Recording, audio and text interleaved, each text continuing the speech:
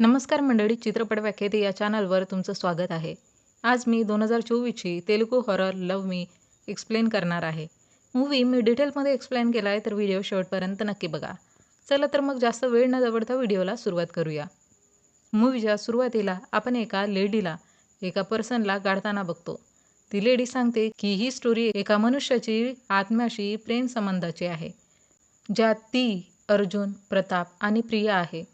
आणि ही स्टोरी आम्हा चौघांची आहे. तेव्हा आपल्याला फ्लॅशबॅकमध्ये दाखवलं जातं, ज्यात आपण रामचंद्रपुरम या गावातील एका बंगल्याला बघतो. पण गावातील लोक त्या बंगल्यासमोरून जायचे नाही, कारण काही वर्षापूर्वी एक जोडपं त्या बंगल्यात राहायला आलं होतं. पण काही दिवसानंतर त्यांच्यात भांडणं झाली. त्यानंतर पती पत्नीला बंगल्यामध्ये बंद करून ठेवायचा, तिला कुठं बाहेर जाऊ द्यायचा नाही. गावचा एकही पर्सन त्या बंगल्याच्या आसपास फिरकायचा नाही, कारण त्या पर्सनचं बिहेवियर खूप वेअर्ड असतं. पण रोज रात्री 8 वाजता त्या वाड्यातून अलार्म वाजण्याचा आवाज यायचा. त्यानंतर सगळे आपापल्या घरात जायचे आणि नंतर कोणीही बाहेर पडायचं नाही. रोज रात्री 8 वाजता त्या पर्सनची पत्नी बंगल्याच्या बाल्कनीत येऊन रडायची आणि एक्झॅक्ट 9ला रडणं थांबवायची. त्या वेळात गाववाले घाबरून घरातच थांबायचे, कुठे बाहेर ये जा ते करत नव्हते. म्हणून कोणीच त्या लेडीसोबत काय होतंय हे बघण्याची कधी हिंमतच करू शकलं नसतं. आता एक दिवशी एक मुलगा दुकानातून एक रिबीन घेऊन त्या बंगल्याच्या खिडकीत ठेवून निघून जातो. बंगल्याच्या आतमधून कोणीतरी ती रिबीन घेतं, पण आपण त्या पर्सनचा चेहरा बघू शकत नाही. एक दिवशी त्याच बंगल्यातील ती लेडी खूप दिवसानंतर बाहेर येते. तिच्या पूर्ण बॉडीला आग लागली असते आणि ज्यामुळं ती पूर्ण गाववाल्यांसमोर जळून मरण पावते. त्या दिवसानंतर त्या लेडीच्या रडण्याचा आवाज बंद झाला असतो. काही दिवसानंतर एक पर्सन नोटीस करतो की बंगल्याची लाईट खूप दिवसांपासून बंद झाली नाही. तो पर्सन गावातील काही लोकांना घेऊन त्या बंगल्यात जातो, तर बघतो की त्या लेडीच्या पतीची पण डेथ झाली. तेव्हा काही लोक ॲम्ब्युलन्सला बोलवायचं बोलतात, तर तिथंच त्यांना एक छोटी मुलगी दिसते, जी त्या जोडप्याची मुलगी होती. आता आईवडिलांची दोघांचीही डेथ झाल्यामुळं ती अनाथ झाली असते. सीन इथेच कट होतो आणि आता आपण काही वर्षानंतरचा सीन बघतो, ज्यात आपण अर्जुन नावाच्या मुलाला बघतो, जो एका तांत्रिकाकडे आला असतो. तिथे आणखीन काही लोकांना आपण बघतो, जे त्यांच्या मृत प्रियजनांसोबत संवाद साधायला तिथं आली असतात. आता सगळे लोक त्यांच्या प्रियजनांचा फोटो तिथे ठेवतात. अर्जुन पण त्याच्या फ्रेंड प्रतापचा फोटो तिथे ठेवतो. तांत्रिक एका लेडीला बोलतो की आता तू तुझ्या मृत मुलीशी बोलणार आहेस, आणि तांत्रिक बोलणं करवतो. तर अर्जुन त्या तांत्रिकाला रंगेहात पकडतो, कारण तांत्रिक ट्रिक्सच्याद्वारे त्या लेडीला विश्वास देतो की तो तिच्या डेड मुलीशी तिचं बोलणं करवतोय. अर्जुन त्याचा व्हिडिओ बनवून यूट्यूबला अपलोड करतो. आपल्याला कळतं की अर्जुन आणि प्रताप दोघंही यूट्यूबर्स आहेत आणि दोघंही डिफरंट टाईप्सचे व्हिडिओज बनवून यूट्यूबवर अपलोड करायचे. व्हिडिओज मोस्टली मिस्ट्री, हॉरर आणि अशा फेक लोकांवर असायची, त्यांना एक्सपोज करण्यासाठी. आता आपण एका हॉटेलमध्ये प्रतापला त्याच्या गर्लफ्रेंड प्रियासोबत बघतो. आता प्रताप प्रियाला न्यू व्हिडिओसाठी एक स्टोरी सांगतो. ती स्टोरी त्याच बंगल्याशी रिलेटेड असते, ज्या बंगल्याला आपण मूव्हीच्या सुरुवातीला बघितलं होतं. आता प्रताप आणि प्रिया त्या बंगल्याविषयी आणखी माहिती घेण्यासाठी इंटरनेटवर सर्च करू लागतात. तर त्यांना माहिती पडतं की ज्यावेळी तिथं तो इन्सिडेंट झाला होता, त्या मृत्यू झाल्या होत्या, तिथं एक कॉन्स्टेबल आला होता, ज्याला त्या डेथ मागचं सगळं रहस्य माहिती होतं. आता प्रताप बोलतो की आपल्याला त्या कॉन्स्टेबलविषयी माहिती काढावी लागेल, आणि हे काम तो प्रियाला देतो आणि सोबतच त्या जोडप्याच्या मुलीची पण माहिती काढायला बोलतो. प्रिया त्या बंगलोची पूर्ण डिटेल काढते आणि सोबतच त्या मुलीची पण. त्या मुलीचं नाव दिव्यावती असतं. दिव्यावतीचं लग्न झालं होतं आणि तिच्या पतीची पण डेथ झाली होती. मग दिव्यावती ज्या फ्लॅटमध्ये तिच्या हस्बंडसोबत राहायची, त्याच फ्लॅटमध्ये तिने तिचा जीव दिला असतो. आता आत्मा बनून ती त्याच फ्लॅटमध्ये भटकत आहे आणि खूप लोकांनी दिव्यवतीच्या आत्म्याला बघण्याची पण पुष्टी केली. आणि ही पण चर्चा असते की जीही पर्सन दिव्यवतीची माहिती घेण्यासाठी त्या फ्लॅटमध्ये जातो, दिव्यवती त्या लोकांना मारून टाकायची.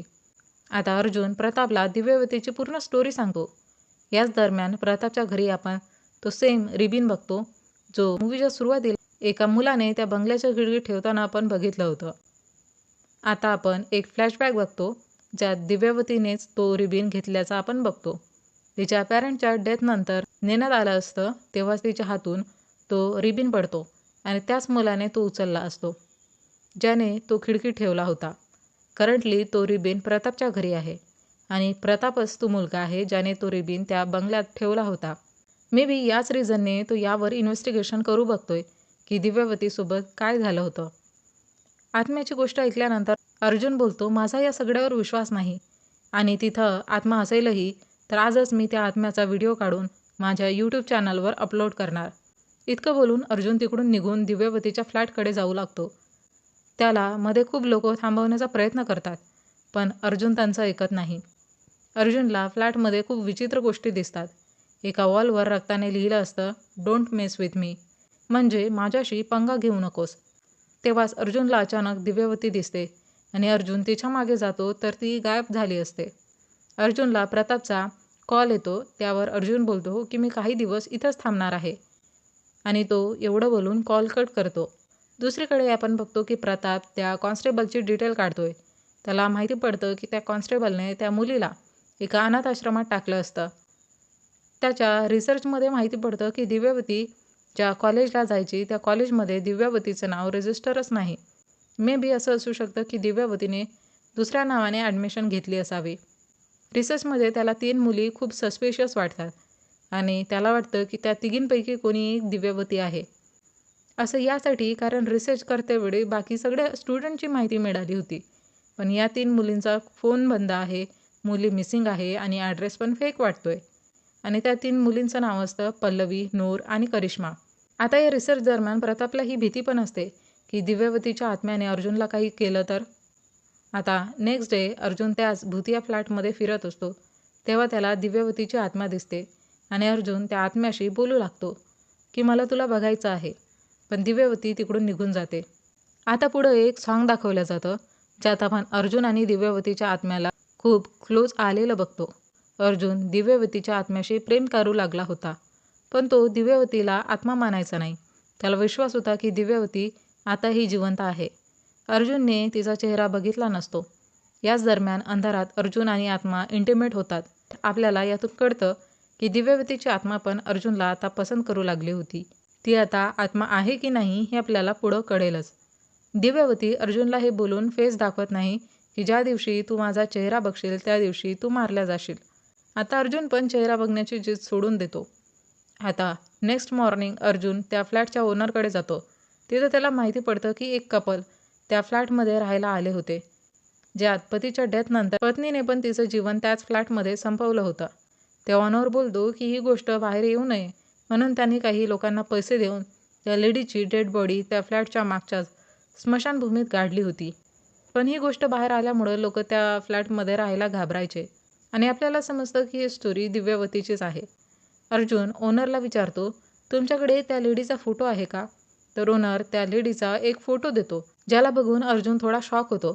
पण त्याला आताही खात्री असते की दिव्यावती जिवंत आहे. आता प्रताप प्रियाला पल्लवी, नूर, करिश्माचा फोटो दाखवून बोलतो की यापैकी कोणतरी एक दिव्यावती नक्कीच असू शकतं. अर्जुन प्रतापला दिव्यावतीचा फोटो दाखवतो, जो फ्लॅट ओनरने त्याला दिला होता. आता तो फोटो 3ही फोटोशी कम्पेअर केला जातो तर त्यांना कळतं तो फोटो दिव्यावतीचा नाही. दिव्यावती त्या 3 मुलींपैकी कोणतरी आहे. आता प्रिया प्रतापला बोलतो की जर अर्जुनने त्या आत्म्याला बघितलंय तर ती आत्मा अर्जुनला मारून टाकेल, कारण प्रिया आणि प्रतापला माहिती आहे की तिथं दिव्यावतीचीच आत्मा आहे. आता आपण अर्जुनला दिव्यावतीसोबतची डिनर डेटची तयारी करताना बघतो. तर तिथं प्रताप आणि प्रिया येतात. प्रताप अर्जुनला तिकडून निघण्यास बोलतो, तर अर्जुन बोलतो की दिव्यावतीची बॉडी कुठं आहे? तर प्रताप बोलतो की जवळच्या स्मशानभूमीत आहे. पण अर्जुन हे मान्य करायला रेडी नसतो. आता ती तिघंही फ्लॅटच्या मागच्या भागात असलेल्या स्मशानभूमीत जातात. तर त्यांना तिथं एक लेडीचा सांगाडा मिळतो. अर्जुन त्याच्या फ्रेंड पिंकीला तिथं बोलून त्या लेडीचा स्कल देतो. पिंकी स्कल बघून फेस रिक्रिएट करण्यात एक्सपर्ट असते. आता पिंकी त्या स्कलचा फेस रिक्रिएट करते, जो फ्लॅट ओनरने दिलेल्या फोटोशी मॅच करत होता. म्हणजे त्यावरून हे प्रूव्ह होतं की ती डेड बॉडी दिव्यावतीचीच असून तिची डेथ झाली आहे.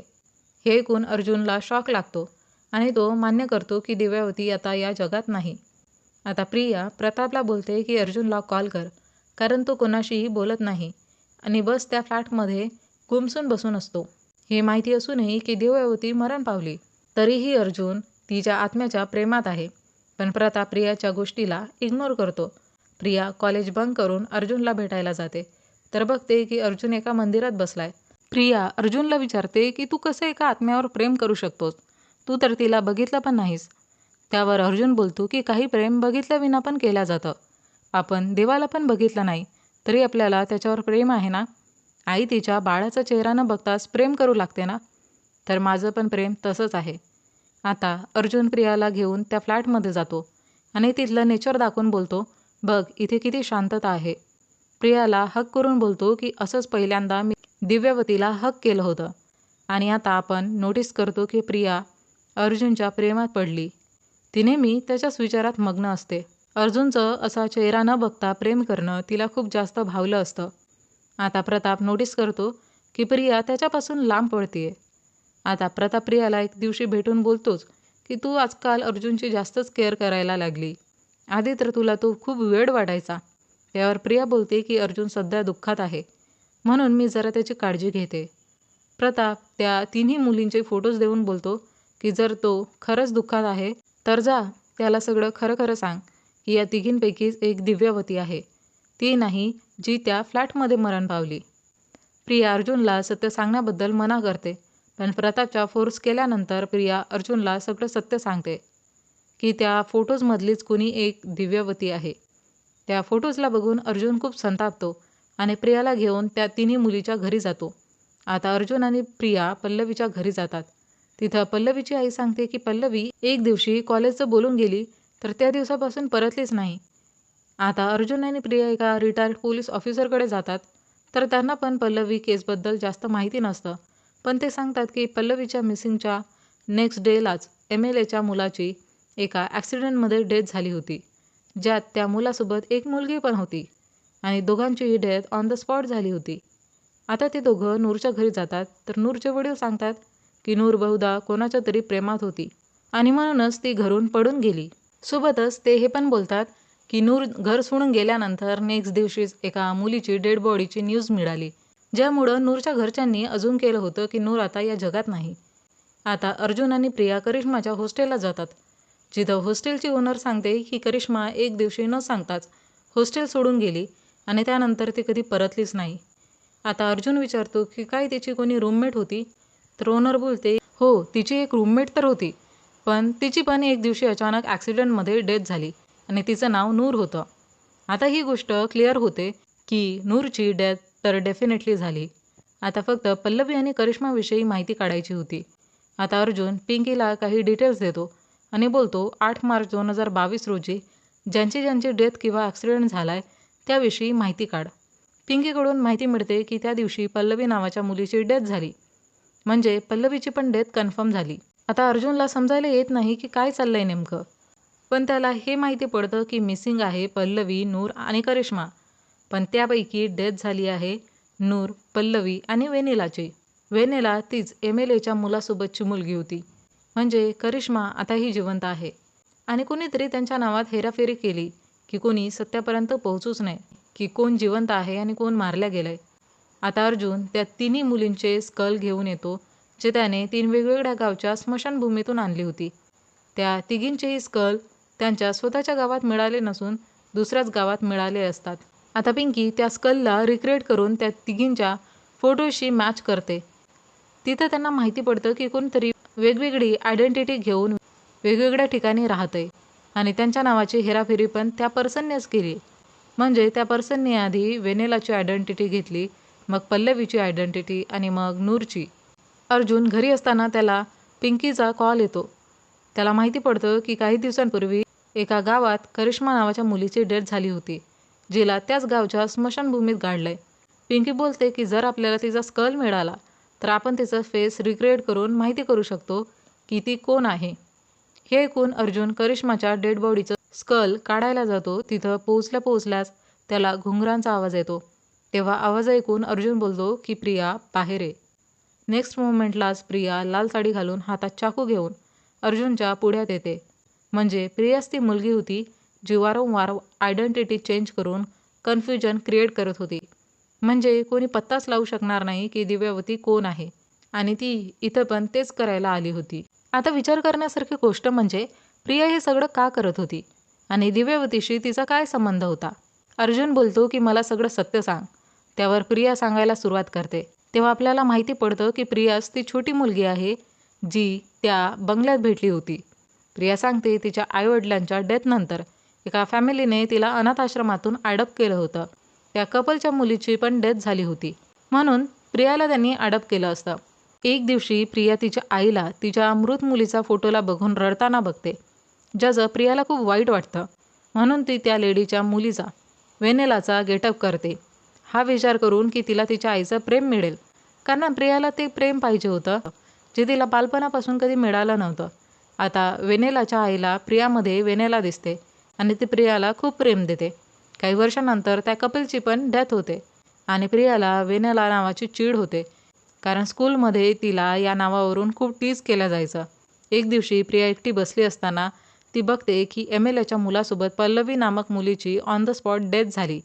आता प्रिया तिचं दुःख संपवण्यासाठी पल्लवीची आयडेंटिटी घेते.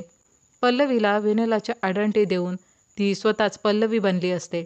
त्यानंतर ती दुसऱ्या गावात राहायला गेली होती आणि ती मग असंच वेगवेगळ्या मुलींची आयडेंटिटी घेऊन तिचं नवीन ओळख निर्माण करत होती. ती कोणाचा जीव तर घ्यायची नाही, फक्त त्यांची आयडेंटिटी यूज करायची. आता जेव्हाही तिला तिच्या रिअल पॅरेंटच्या डेथचा ट्रॉमा व्हायचा, तेव्हा ती आयडेंटिटी चेंज करून तिच्या पास्टपासून दूर पडायची. तिने नूर नामक मुलीला पल्लवीची आयडेंटिटी दिली आणि नूरची आयडेंटिटी स्वतःलाच घेतली. आणि असंच ती करिश्मासोबत पण करू बघत होती, कारण तिची पण काही दिवसांपूर्वीच डेथ झाली होती. या सगळ्याची ती खूप आधीपासून प्लॅनिंग करायची.